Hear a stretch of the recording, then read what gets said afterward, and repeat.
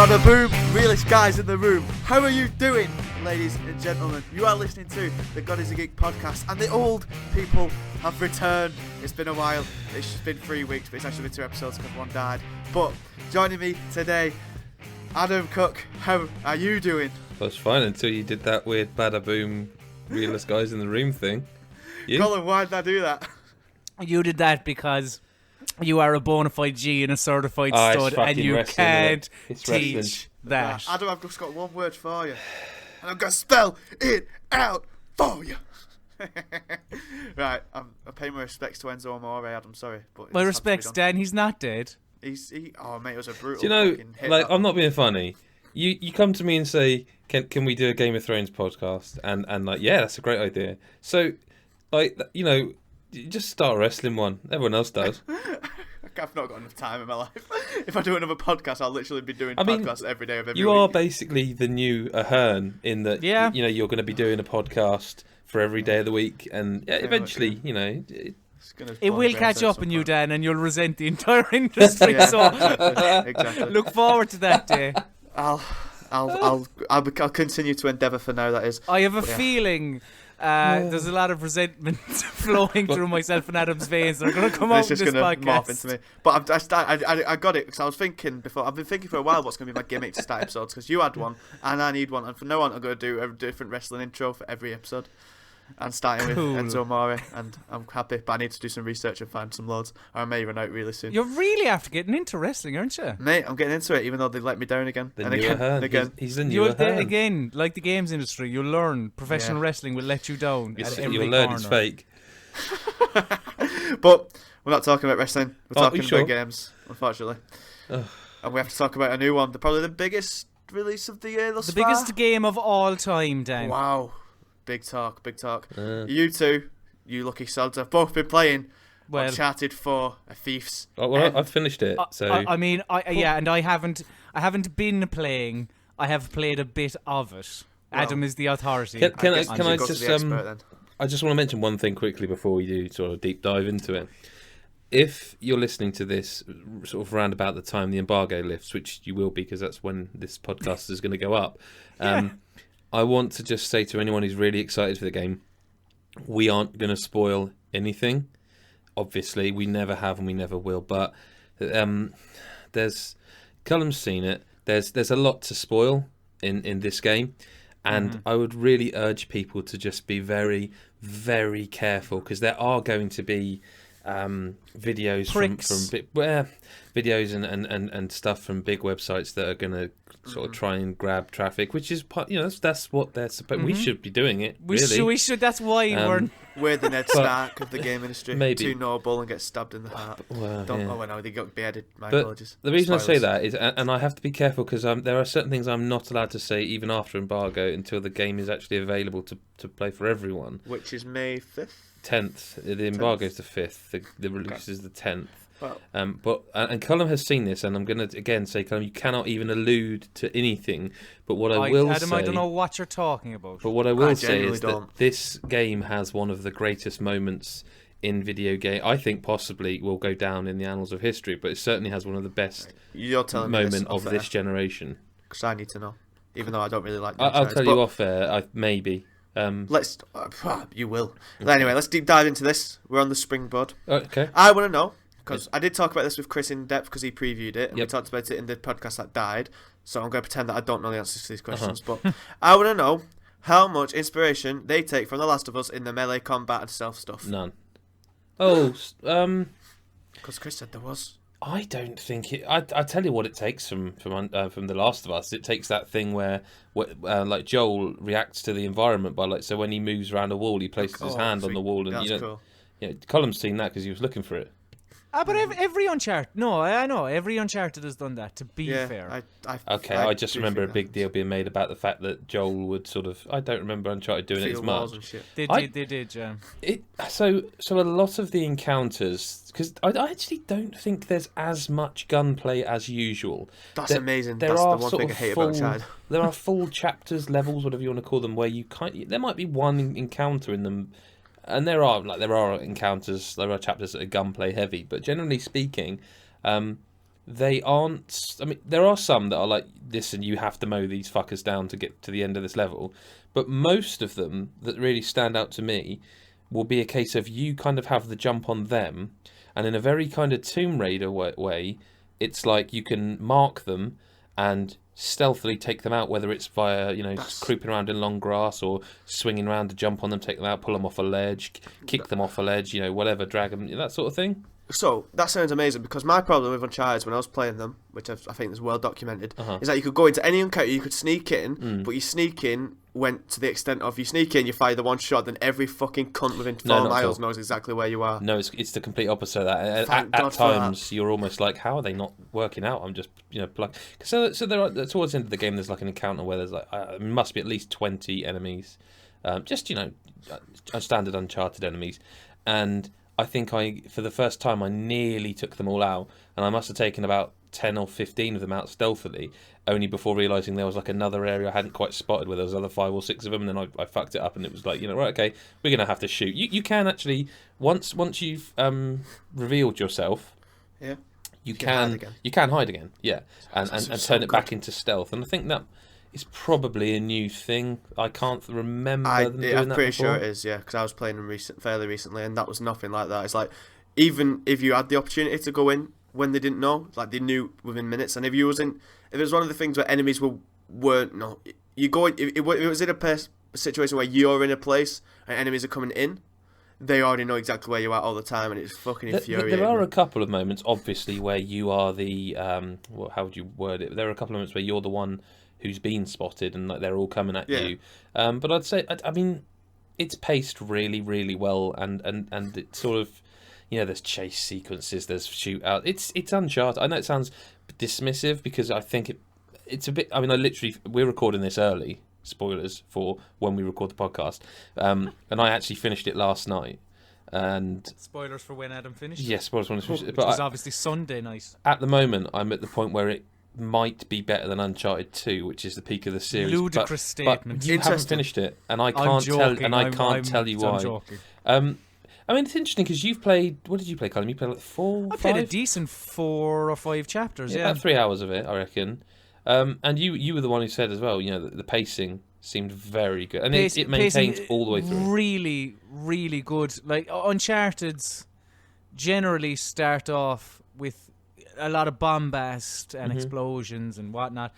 I really liked this because whilst you do have those moments as well in the kind of the section of the game that I played, I don't know. Yeah, it's just kind of it's a bit of a slower start. Well, I suppose 3 had the. I think we've got to avoid. I mean, I'm trying to make sure that nobody says it. Basically, we cannot talk about the story at all. Can you talk if you like it? I can say I like the story. I don't know what it's very good, but again, I don't know what Colm thinks of what he played. But again, we can't really talk about what he played because certain things happen we can't reveal that would reveal why he likes what he played. But it's so silly, isn't it? Really, but then what I played of it, I quite enjoyed. But there was. Oh, look, I can't say anything. No, you can't. How's the set pieces with the car? Like, we've seen that in the playthroughs and stuff. How does that play? Right, so this is what we do need to talk about. And I told Colin this before he played it. So, in the build-up to the release of this game, I went a little bit marketing blind in that I stopped kind of watching... Because I know what Uncharted is, and I know I want to play it. I love the series to death, and I'm excited to play it. But because of how heavy it was marketed, I kind of stopped paying attention. You zoned out. Yeah, a little bit, because it's like at some point who you market it to. And then I realised within playing this, like Colin mentioned, the pacing, it starts off a bit slower. And the reason for that is because this time around, it's the first game on the new generation of PlayStations, and a lot of people jumped from Xbox to PlayStation who will have heard how great Uncharted was but never actually experienced it, so they have to ease those people in. It's quite tutorial heavy for the first couple of hours. Not to say there isn't action, but there is quite a lot of tutorials. That's interesting, because you would have thought the Uncharted collection was the point of the Uncharted collection, which is what I played it for, but it didn't. So, but I think that's what this didn't have the hook effect for me, which may be why they're doing that. Maybe there's a trend. One thing, the marketing I did pick up on, because like Jesus Christ, how could you not have seen this? Is the conversation stuff. Yeah. So how do they work? If you can. They should not have even mentioned it. It is such a nothing. I think there are 2 or maybe 3, possibly 4 tops in the entire game that it even happens, and it doesn't change the course of the story. It is just a little thing that... So, do you know in The Last of Us DLC, did you play The Last of Us DLC? Yeah. There's a scene where you're in... because it's still a recent game, I don't want to spoil Ah, that. you can. I mean, I don't need to, but there's a scene where Ellie and her friend, who I've forgotten the name of, are in a shop trying on masks. Yes. And it's kind of like, it doesn't need to be there, but you can keep like trying on different masks. No, and I did chatting. that every single one. Right, absolutely, and you can do that. It's that kind of thing. It's the kind of you can actually miss them. There's only 1 or 2 I think you could probably not miss, but there are also optional things exactly like that in the actual game where you'll be walking around with someone and it just comes up, it goes pa-ching, and there's a triangle, press triangle, and you start a little, 4 or 5. That is The Last of Us. Yeah, that is. So they talk about things in the world. Yeah. So the character. So that's brilliant because Uncharted. Because when you go from Last of Us back to the first games, there's none of that, and it feels like there's no interaction with the world really. Yeah. They comment, they give the odd cheeky comment. Well, they talk about the story Most in of the time this. they're shooting for. They're kind of like, so when you meet up with someone, like, so how did you get here? Or what did happen? And literally they would talk about what happened. But the conversation, actual like choice stuff, where it's like press triangle to say, I say 2 or 3 times that happens, and it's usually in the middle of a cutscene, just to kind of keep you engaged, I think. And maybe they just nothing. said it just to get people talking about Uncharted, that something different's happening. But it was a massive miscalculation because everyone looked at it and went, "What are you doing?" The other thing, I mean, Colm probably picked up on this in what he played, but I know there are some people that are slightly worried that without Amy Hennig involved, Druckmann, The Last of Us, will it be gritty? Nah, he totally gets it. He totally gets what Uncharted is. Like he's not at any point try to make this like, oh god, The Last of Us. Uncharted does The Last of Us. Not at all. It is Uncharted through and through. Because there was like certain trailers and stuff beforehand that did make Uncharted 4 appear to be somewhat of a gritty retelling. It's called of a thief's end, isn't it? At the end of the day. Yeah, but like in terms of like, it's fine for Jesus Christ, character development absolutely fantastic. But like, to go that dark, I wouldn't personally have enjoyed, and it doesn't go that dark, is what you're saying, Adam. It's Uncharted. How does the set piece with the car and the drive in the Jeep? That was, I don't know if you saw it. Are you talking about the bit that Chris played for previews? I'm pretty sure where you're in a Jeep driving around. They showed it at E3 or Gamescom or PSX or one of them. They showed the whole of it. They showed it. They did the whole.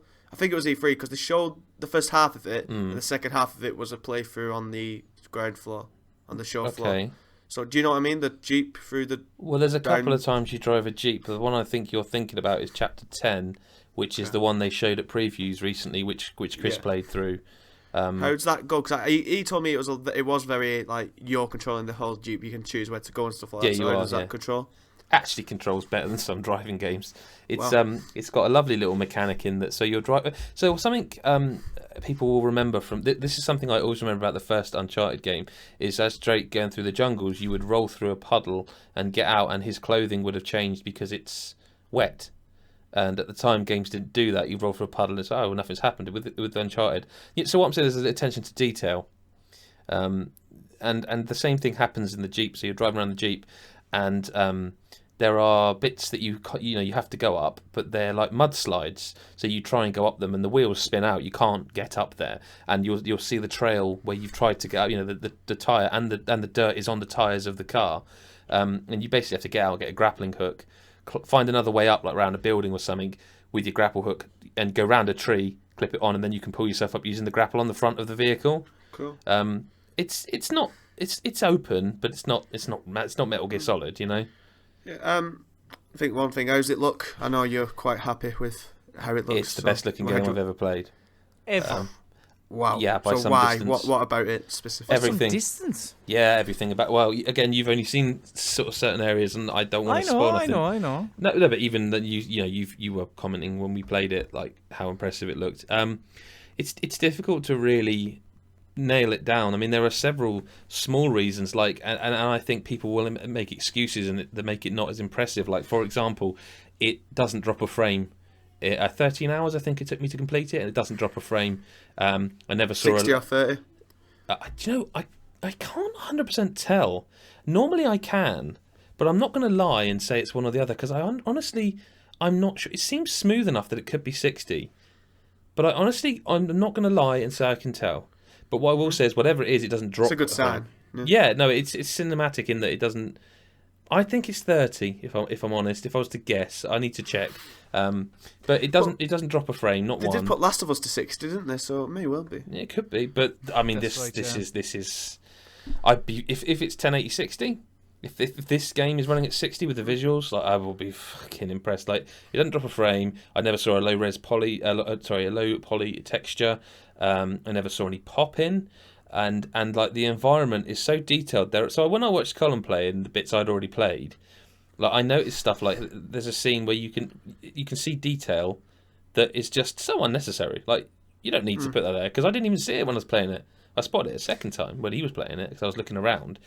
Yeah, and there's that level of detail that I'm not spoiling, but it's also just the environment is varied. It's also people forget, like people compare Uncharted to Gears, and if Gears is your brown sort of in terms of what the mechanics I think they used to, like they're both third-person shooters. Right. But in terms of like this was the colourful one, and it.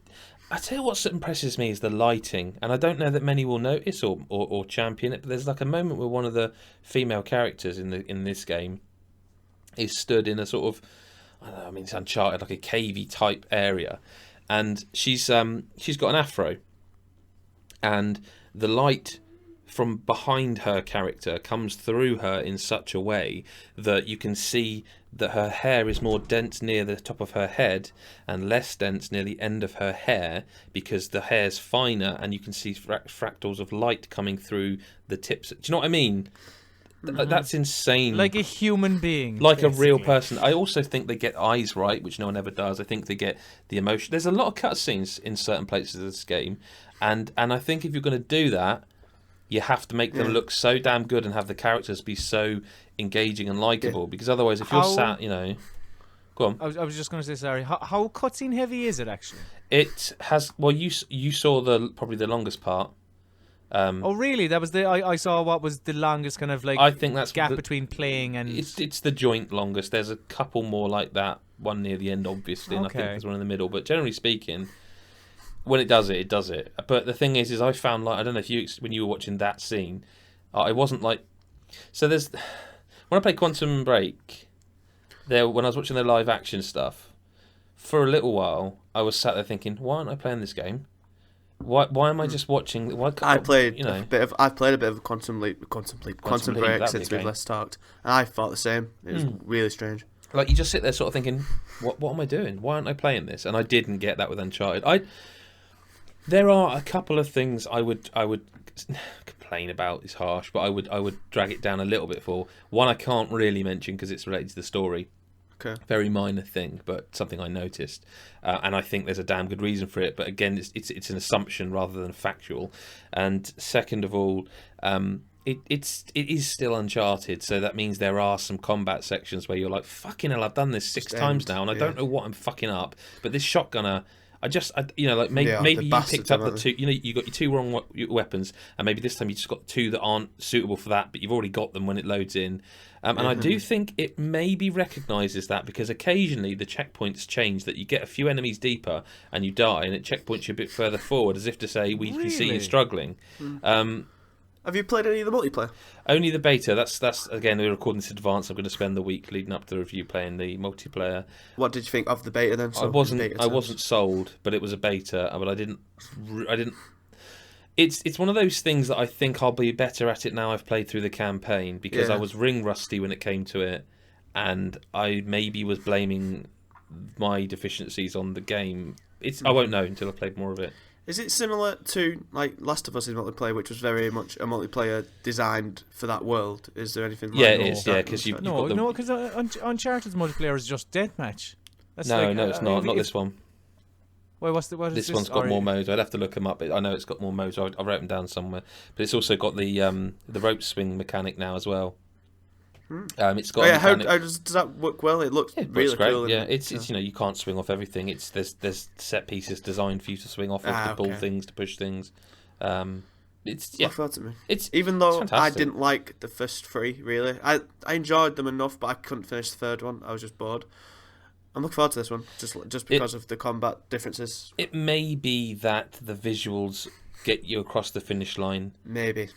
I can't sit here and honestly, hand on heart, say, if you don't like Uncharted, boy, this will change your mind. It is Uncharted. But the idea of you saying there's less shooting sequences kind of does... That's what appeals to me. Like, it wasn't Uncharted that I didn't like. It wasn't the bombastic... Let me put it this way, stuff. right? When you go into your stats, it tells you how many people you killed in the game. I remember 600 in Uncharted 1. I was like, what the fuck? Oh, okay. In that case, maybe it is the same, because mine was around about 600. So, oh. But I don't know if that includes the times you killed someone and died.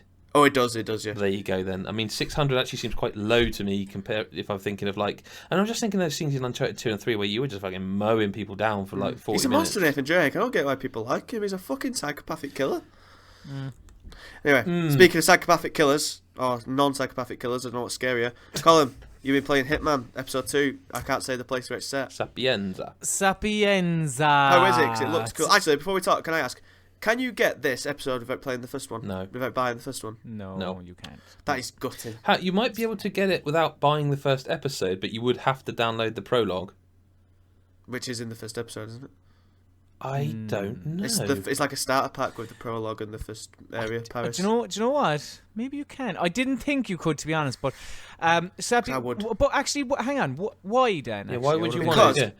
I feel like I've seen so much of Paris and I've seen how people get killed that it wouldn't keep me enamoured for long enough for what it is. And obviously I played the beta quite a lot with the two opening missions. Whereas Sapienza, I've purposely not seen any of it. Shut up, I can't say it. Sapienza.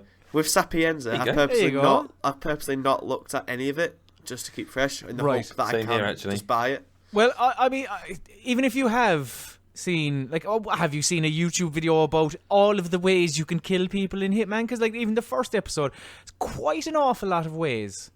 There definitely is. It's just that I saw a lot of it and I just thought, why not I'm buy not keep the season pass pack full game thing and just play the second one, and then when you really enjoyed it, go back and play the first one? Because I don't have 40 quid. Well, okay. Tough shit then, Dan. I'm sorry. There's nothing I can do for you. But Sapienza is... I mean, it's essentially the exact same as the first one, just better, because the level design is more open. Cool. Like with the first one, you're obviously kind of basically shacked up in this big mansion, and that's your main... No, it's still large, you know, because you do have a bit of the grounds to kind of go around. Like even the model, Adam, do you know, the kind of bit, like he's just kind of on the grounds but not in the house as such. I mean, there's a whole upstairs section, like way upstairs section in the first game that I only really did once. It's basically there's probably more verticality maybe. So what is the actual area? What is this Sapienza? It's a kind of a sleepy Italian town where it's not as kind of densely populated like the first one, obviously mainly in the house, so there's just throngs of people all over the place. Good word. Throngs. You don't hear that enough, do you? You don't. You should hear it more. Try and fit that into conversation now today. Need to hear more throngs of throngs. There you go. But it's so it's not as densely populated, so you do have kind of more room to actually kind of walk around. Like there's an entire sewer system in this level. There's a little port. There is the shops you can go into. I mean, it's quite large, and the appeal. You can get an ice cream shop, isn't there? There is an ice cream shop, yeah, but you can't actually buy a Cornetto or any for a Magnum or anything or just a get a 99p flake and kick about on the beach, having a lovely summer holiday. I know. It would be build a sandcastle. Really nice. Kill people. Lovely holiday. But the main, similar to the first one, you do kind of have to go into this mansion to get your targets, as it were, which, like myself and Adam were talking about this on a video, youtube.com/GodIsAGeek.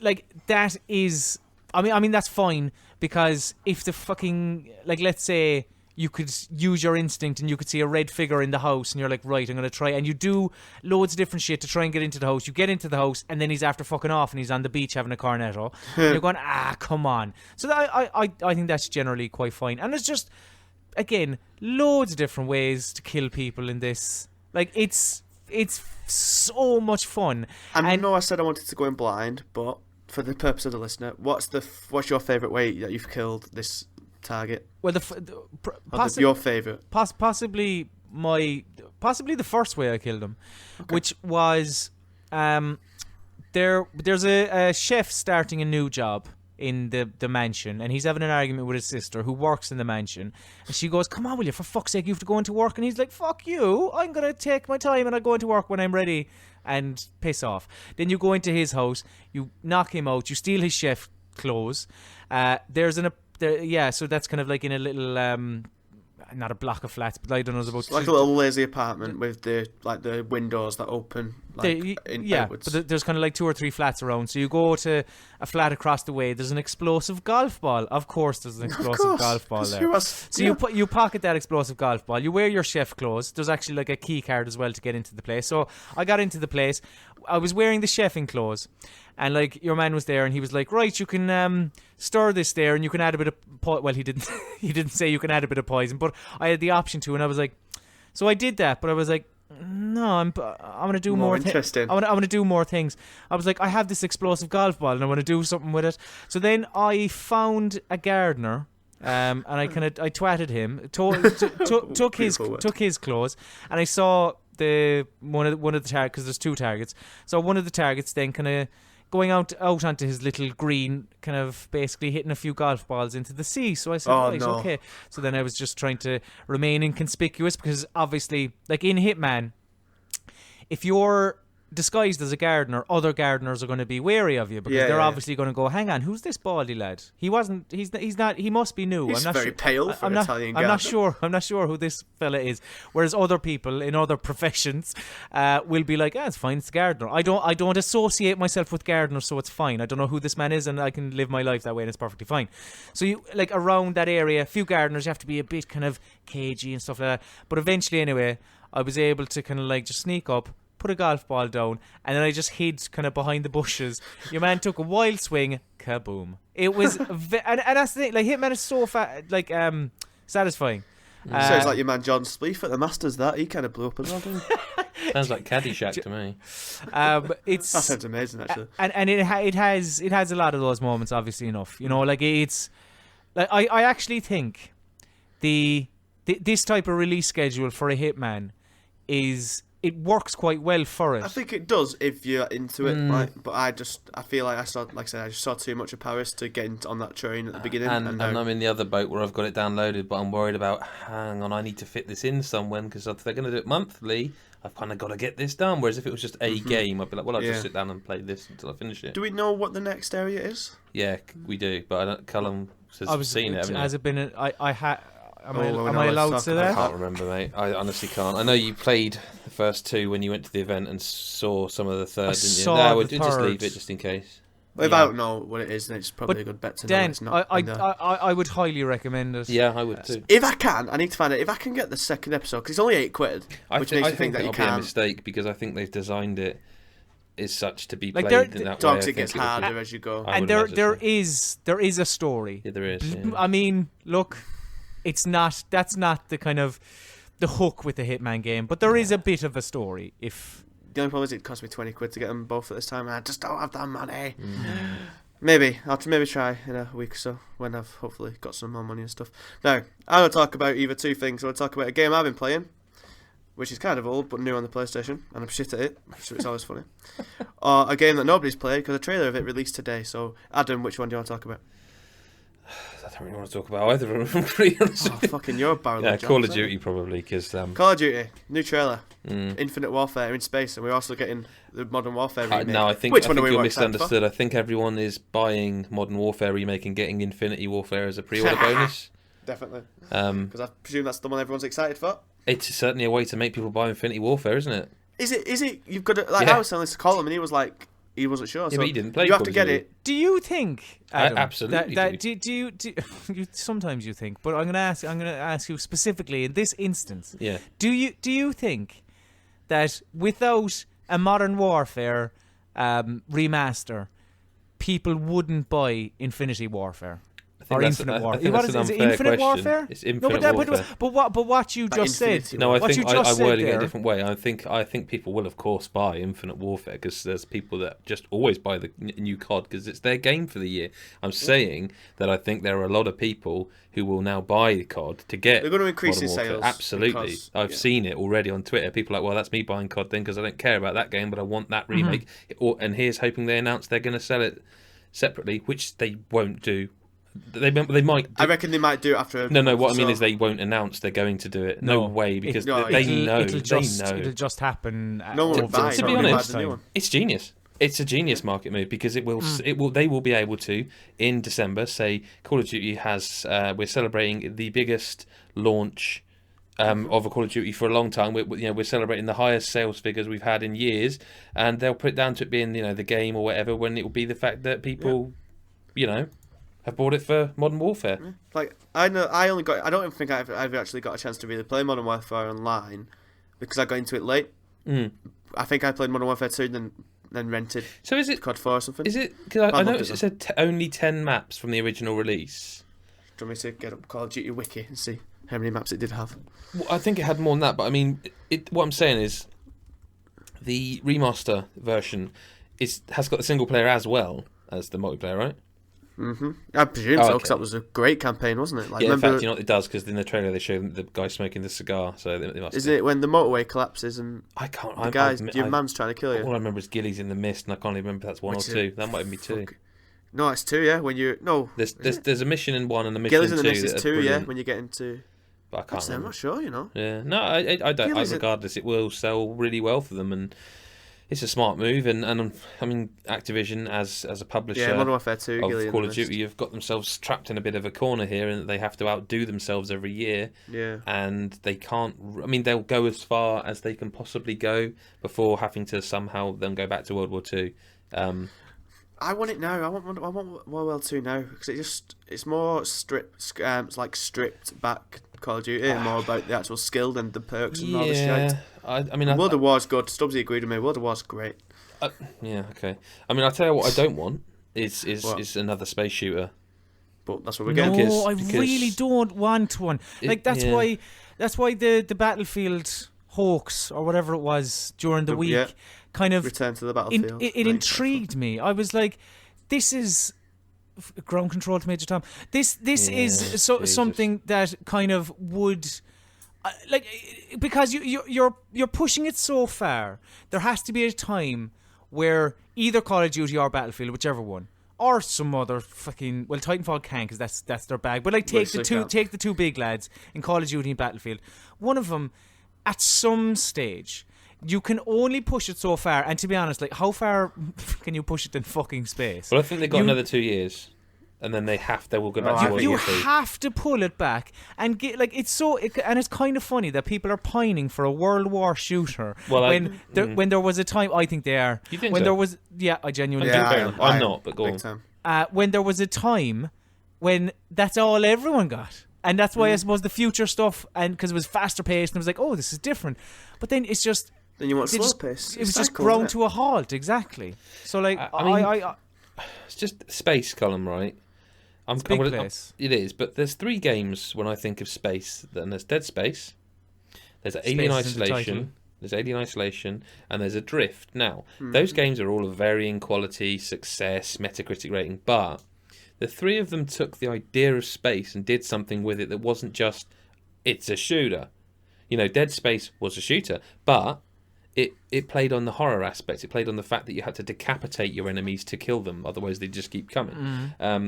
It had, Alien Isolation had the alien, but aside from that, it wasn't a tradition.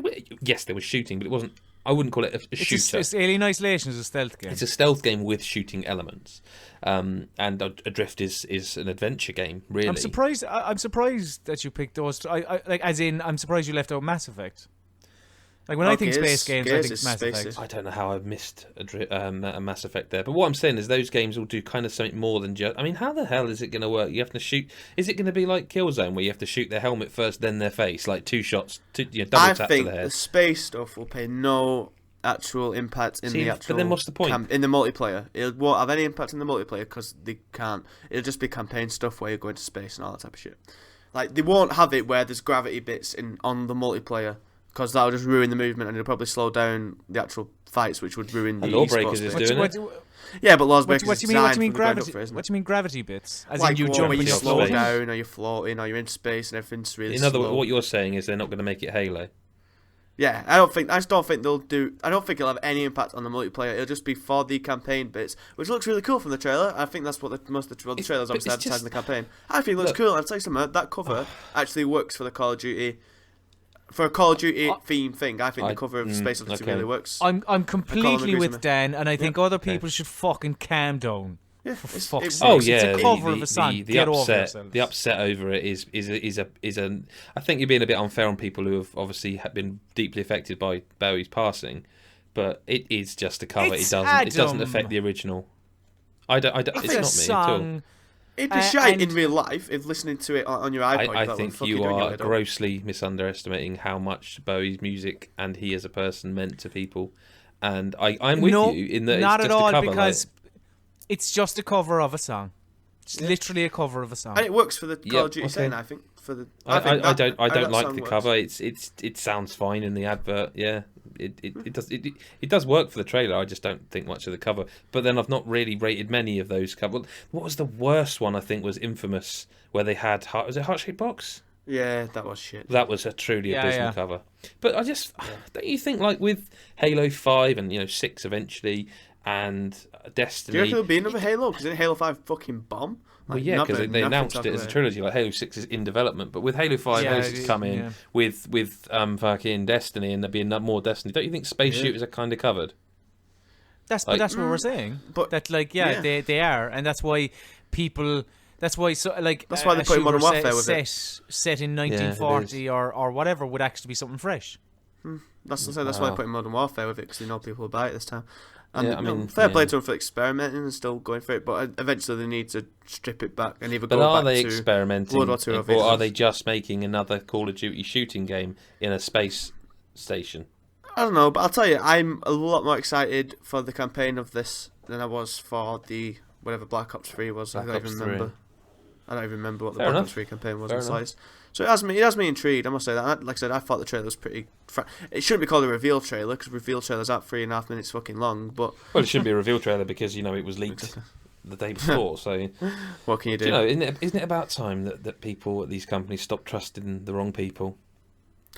You would think, Adam, we didn't fucking leak the Teenage Mutant Ninja Turtles trailer, did we? We fucking didn't. Oh, well. Adam, what before a you load of shit! Before you rip apart the industry, you want to rip apart Gears of War beta, and why is that? Well, I don't want to rip it apart because I'm not gonna. I'm not gonna rip apart a beta because I'm a bit cautious of the fact that they themselves. It's like they knew that people were going to do this because they've come out and said, everyone moans about betas being glorified demo. Like Mirror's Edge recently, the beta. It's a single player game. What are you testing? To be fair, what are you testing? The Gears beta, I mean, it certainly looks like a beta. Right, but here's that. No, you see, I don't think it does, Colm. Do you know? Because it looks rough as fuck. Right, that's what I'm saying. But how many betas have you played where they changed the graphics from the beta to the final code? Seriously. I know nowadays, I suppose very few, because betas are... But see, that's the point I'm making, is that nowadays betas are demos. But in this case, it seems like an actual beta that they're testing I think it for seems certain pre-alpha. things. Because it's not even hitting a consistent 60. It drops frames all over the shop. It looks horrendous. I'm sorry. Look, I'm not... The final game could be amazing. Caveat, okay? But it looks, right now, the slice of game they've revealed as a beta looks awful. And if that has got 6 months, which is not 6 months, not really. There's a point where they put a fork in the road and say, right, this is the game shipping. Everything to the other side now is what we're going to patch in later. It needs some serious fucking work in so many different ways. It needs to be consistent. If they're going to say, look, we've gone for a lower visual fidelity to keep a 60, not at the moment you haven't, right? So they're testing the servers. There's lore and there's just shit, which is what it is at the minute. So why are they testing the servers this early? If the game's not nearly done, why are they testing the servers 6 months before release? Maybe they want to gauge reaction on what they've got at the minute. Maybe. That's what I think it is. They're saying this is a real beta. We want feedback. Well, let's give you some feedback. Okay. First of all, they've doubled down on the Nasher. They have doubled down on the Gears hardcore, which I was once a part of and haven't been for many years. They've doubled down on the fact that those people who have been... The problem is, right, it's so similar to Ultimate Edition, which is Gears of War 1 upgraded for the Xbox One. They've doubled down on that, and it's so similar that the people who have been playing Ultimate Edition since it came out till right now have just rolled into that beta and are fucking people up. Like, it is the most unfriendly game now that you could possibly play, I think. Colm? Yeah, it's like we played a bit of it at time of recording. Yep. Only a couple of days ago actually, and it's fucking hell. Like as you said, Adam, you're the people in there are coming from the Ultimate Edition, and they're very much kind of in that infrastructure, and because I was playing it, and I'm not gonna. I don't think I'm fantastic at Gears.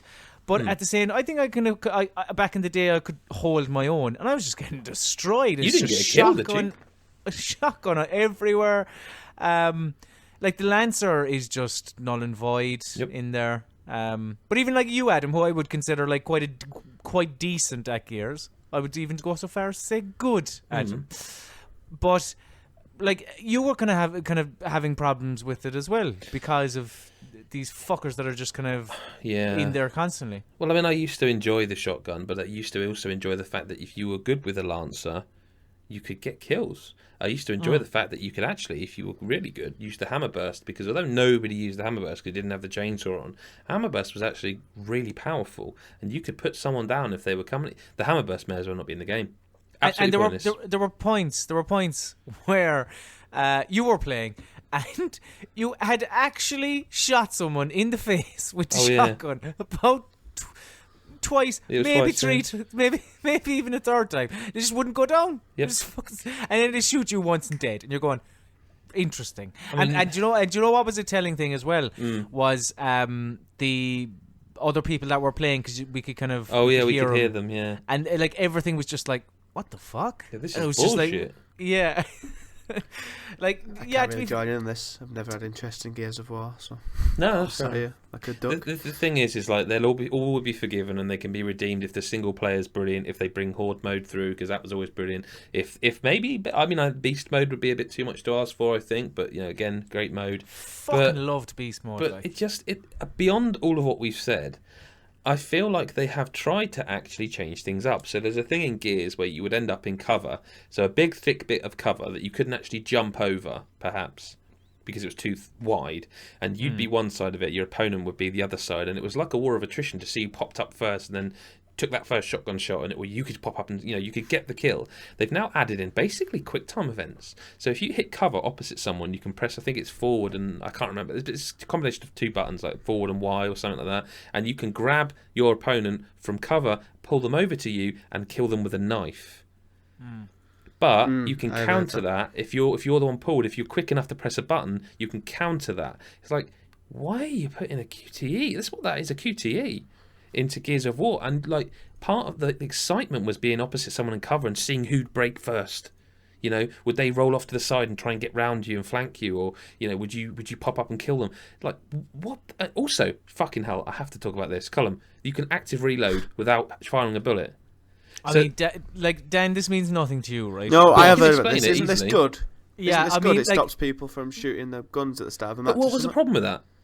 The point is that you sacrifice, say, 6 bullets on your way to the encounter to get the active reload, which gave you stronger bullets. But now you don't need to shoot anything. You just active reload from the start, and you can keep doing it, and the window gets smaller. So you're just powering up your bullets. It's like, what's the fucking point then? Because nobody is going to use normal bullets. You may as well just make the bullets a new strength, say strength factor to 100.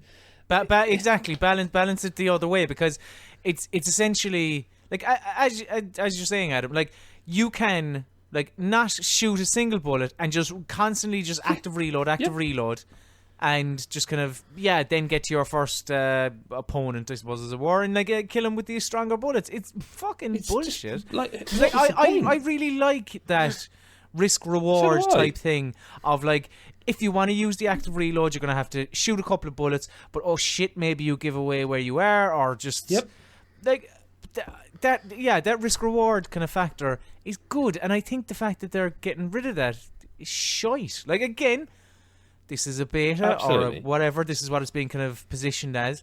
So hopefully they are taking on opinions from the general public and kind of suggestions and whatnot.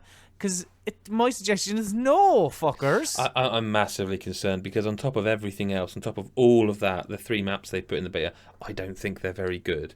And on top of all that, well, I love that series. I'm deeply concerned because I think if they were going to continue the story, they needed to kind of move away from those characters. And the fact it's Phoenix's son, that worries me. I don't know. I hope I'm wrong. It does. I hope I'm completely wrong, Dan. I would love nothing more than for Gears 4 to come out and to be blown away by it. Because, like Dan, there's quite a finality to the end of Gears of War 3. It feels very much. Yeah, I'm aware. It feels very much like a trilogy, and it's kind of like, like that's that great stuff. We'll move on, and. Yeah, I'm not. To be honest, I'm glad it's not Marcus Phoenix at least. Yeah. There's a link. I don't know if it's just going to be a tenuous link that, look, my name is JD and I'm his son, and we'll move on with our lives. I reckon not only will he be in it, I reckon you'll play a chapter. Plays him. Yeah, I reckon you'll play as him as in a flashback. Possibly. Yeah. Well, only time will tell. Shall we talk about a game that you do like before the fume fucking burns me through the microphone, Adam? I'm not angry. I love Gears of War. Not angry. I'm just disappointed. No, I'm not even that because of beta. I won't judge. I'll never judge a game where it's beta. But I love Gears of War. Colm loves Gears of War, and I'm worried at this point that it's Microsoft saying go and make another Gears of War. Oh, but hang on, the story. No, don't care. Go and make one. Just do it. Like this is very much in the same vein. Like I was worried about Uncharted 4. Because of just for all the things we previously said. Now Uncharted 4, Adam is very hot on. What I played of it, I really enjoyed. I'm hoping I have a similar reaction to Gears of War 4. Yep. You know, because again, I fucking love Gears of War. Would love nothing more than in 6 months to be sat here talking to you guys on the podcast saying, Gears of War 4 is a Game of the Year contender. It's brilliant. They took on all the feedback from the beta, made an amazing single player, horde mode's fantastic, and the multiplayer is balanced and fair, and with great maps. Would love nothing more. Is there a confirmed release date or release window? I want to say it's 6 months. It is this year, isn't it? It is definitely this year. I want to say it's November or October. Right. Can't remember. Anyway, moving on from Gears of War. At last, October 11th, 2016. From my Google, so that's when it's coming out. But anyway, Ratchet and Clank. Adam, you've played Ratchet and Clank. I've been wanting to get you on the podcast for weeks to talk about it because I'm excited.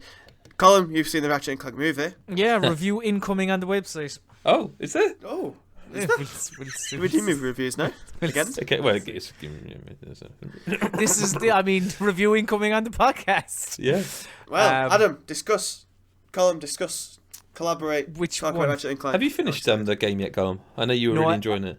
I haven't. I haven't got a chance to go back to it, but I really like that game. So I think it's refreshing, and what I mean by that is in the current landscape, it's refreshing. You know, the question is, though, is it an 8 or a 9? I don't think you even need the caveat. That's the important question. It's just refreshing. It's an 8 if you're me, because I reviewed it and gave it an 8. It's a 9 if you haven't played a Ratchet and Clank for a while. I think if I wasn't so familiar with the series, I may have been more blown away, because I really feel like people are just retconning history and forgetting that Ratchet and Clank Nexus came out on PS3. Because it's so similar. Well, it was Into the Nexus in America, and it was Nexus over here, or around the other way. I can't remember. That game was so similar to this one, so similar. It was like the formulaic. It doesn't do it justice. It was the same game. Did Finger do it? Did Insomniac? Insomniac. Yeah. Did they do it? Yeah, they did. Yeah. They've always done Ratchet and Clank. I don't know if they did the spin-offs like All for One and the Tower Defense game. I can't remember the name of, or the PSP ones. They really watered down the IP as it were. Like with shit like the All for One, which I played a bit of and I thought it was muck. It wasn't good. What was the Tower Defense one called? You talk. I'm going to work this out. I'm going to get this Ratchet the list and of Clank, Ratchet and Clank. semicolon, the shite one that no one played, I'm going to guess. Well, the Ratchet and Clank Future series was phenomenal on PS3. Okay. See, I played very, very little of that. See, I played a lot. That's the big difference, So, I think. this one is a remake of the first one, but with new bits of the first one, because it's based off the movie as well. So how much have you been often enjoying it? The only things I've really seen of it is the fucking amazing whirlwind of little nuts and bolts that grow to you once you kill enemies. Assault. Full frontal assault. That sounds real dirty. The game titles for them were... Oh, yeah, Up Your Arsenal. Yeah, Going Commando. Piss off, there wasn't called Yes, it was. Going Commando. That's like something a Up South Your Park game Arsenal. would be called. A Crack in Time, Quest for Booty. Yeah, like they kind of went for that kind of carry on kind of. And then with Into the Nexus, they kind of just stopped. Like, we're done. What? We're done with that. Unless is Nexus a dirty word somewhere in the world? I mean, Into the Nexus you could certainly make dirty, but listen, I'm trying in my head. I'm picturing wonderful things. Oh, Jesus, that's not even the whole list of games. Hang on, I'm trying to find. So we got. Fucking hell, these are the mainline games in 2002. Ratchet and Clank, obviously.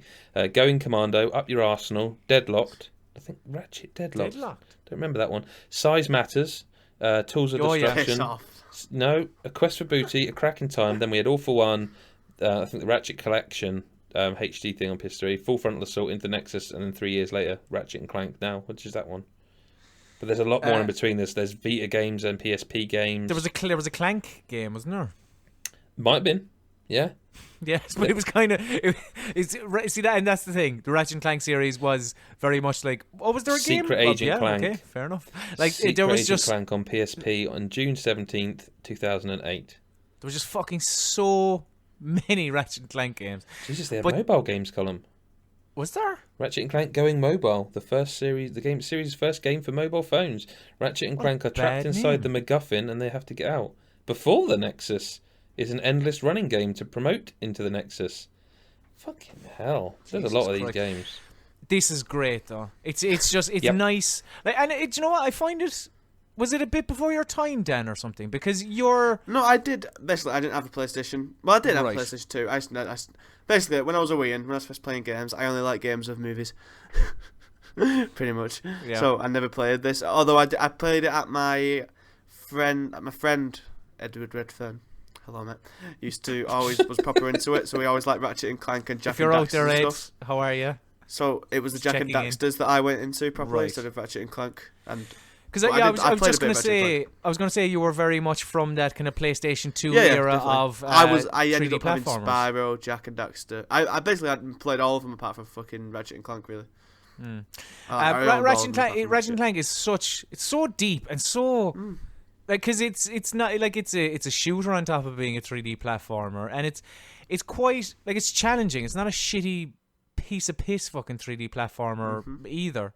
And just the gadgets, everything about it, and this, like, in general, the humor is again something you don't get a lot in games. I don't think there are any. In the parts that I played, like, there was nothing where I was absolutely pissing myself. It's kind of very nice. Just kind of. You go, it's the you Simpsons. Breathe out your nose and just smile. It's the Simpsons humour where it's a game designed for kids, but with little nods to adults. Definitely. That everyone can get, isn't it? Yeah. So, what's new from the originals? As you've obviously played the originals. Yes, Colm, please do, because I haven't got a fucking. I can't remember. I mean, it's told from the. I don't think Quark told the story. No, he didn't. Original, so like that, I suppose that is. Yeah, it's kind of Quark is recounting the tale of the story to someone else. I mean, it looks different. I was going to say, I'm being coy about fucking Ratchet and Clank spoilers, for fuck's sake. No, please do. I want to play. But yeah, this long time Ratchet and Clank character is retelling the He's an events absolute of the prick game. too. I've never liked that guy. Never liked him. I know he's supposed to be an arsehole and he's funny with it. Always thought just a prick. Yeah, How's the film? Do you like it as much as the game? I've heard bad things about the film. No, the film isn't fantastic. It's. Fuck it. Do you realise? Sorry, Colm. Do you realise we nearly? If I hadn't said this, we nearly did this with Uncharted, Two games that are so good looking, you forget they're good looking, and it takes them kind of having to one up themselves in their own game until you go, fuck me, this is good looking.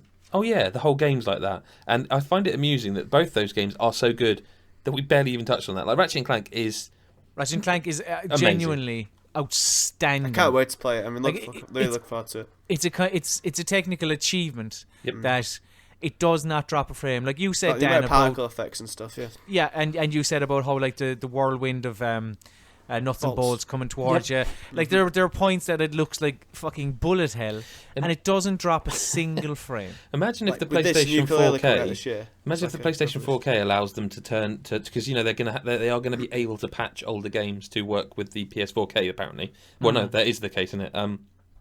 Imagine if they can make Ratchet and Clank 60 frames in the 4K version with the more powerful hardware.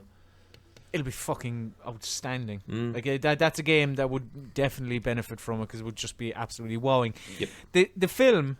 Well, I was just gonna say, is it good enough for that kids would enjoy and kids would get into it, which might mean more people get into the games, which means we get a new one.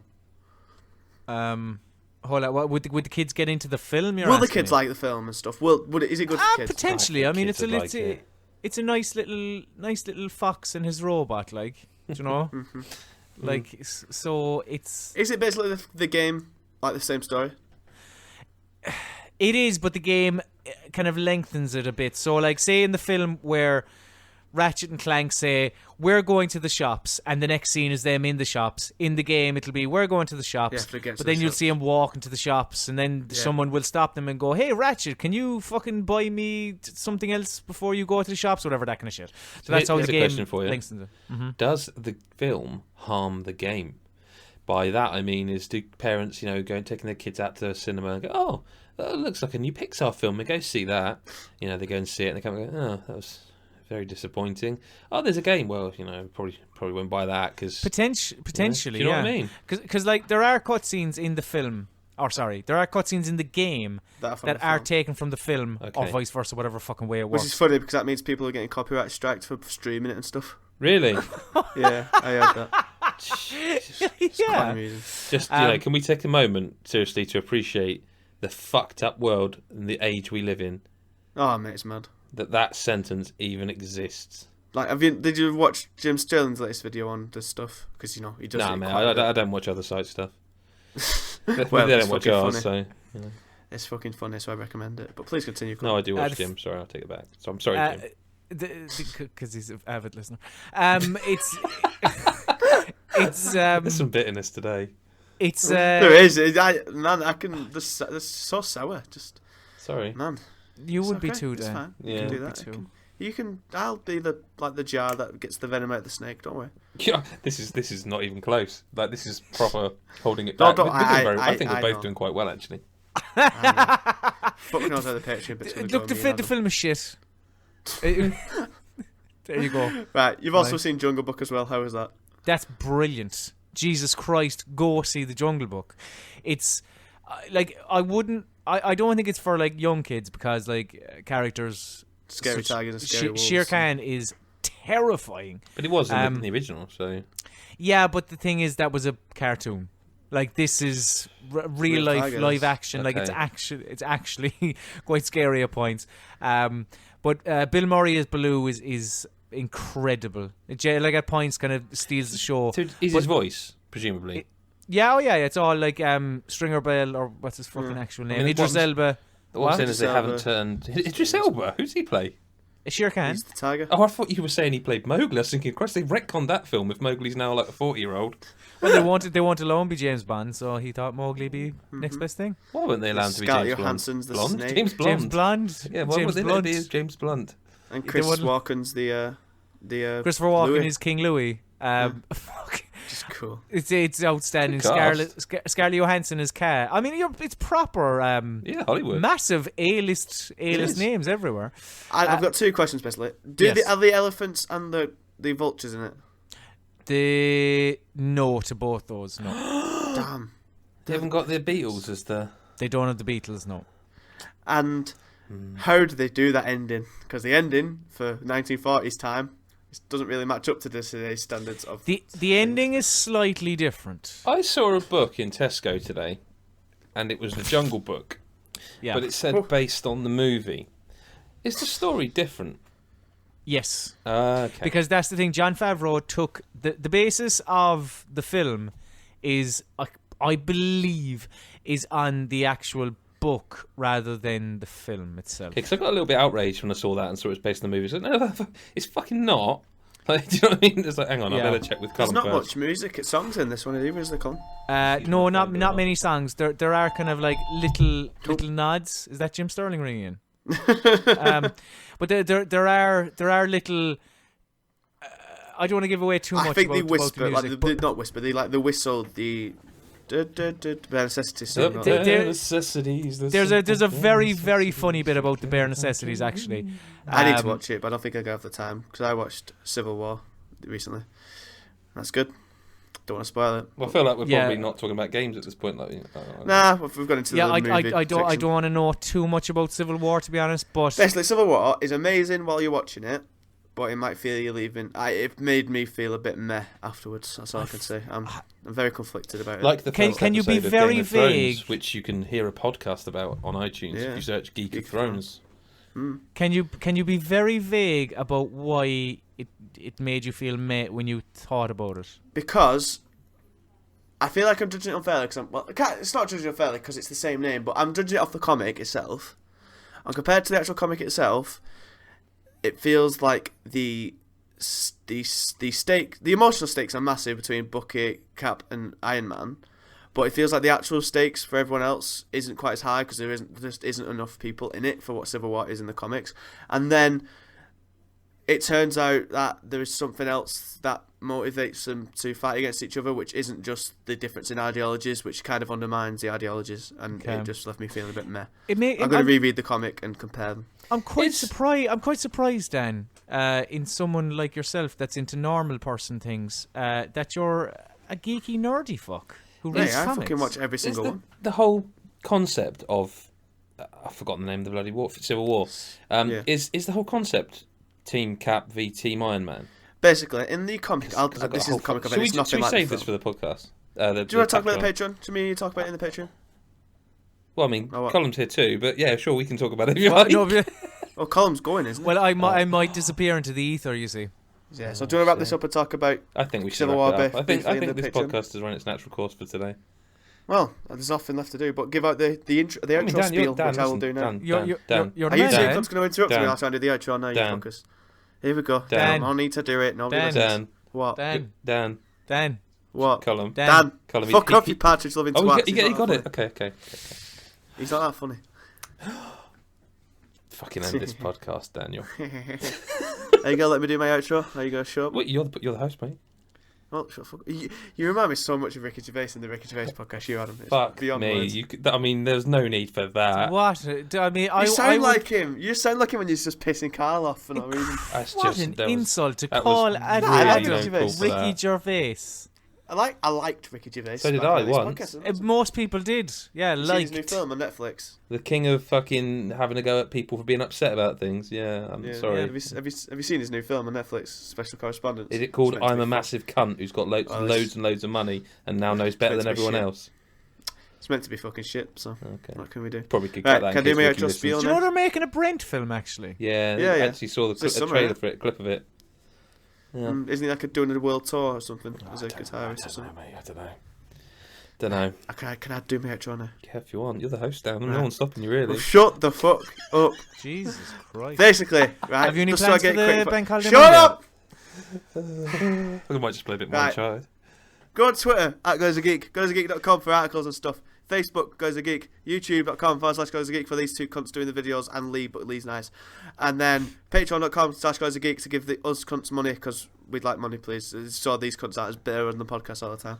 They should be happy. They're not fucking doing all the editing and shite now like I've got to do. But no, still bitter. Shots are getting fired. Geek of Thrones. Tell people what that is. Promote that. And me and Chris, and maybe other guests in the future, because I'm getting begged for people to come on. Genuinely, Greg's buzzing for it. Do Geek of France, do a Game of France podcast. This week we have a lot to talk about. So tune in. All right, Silver.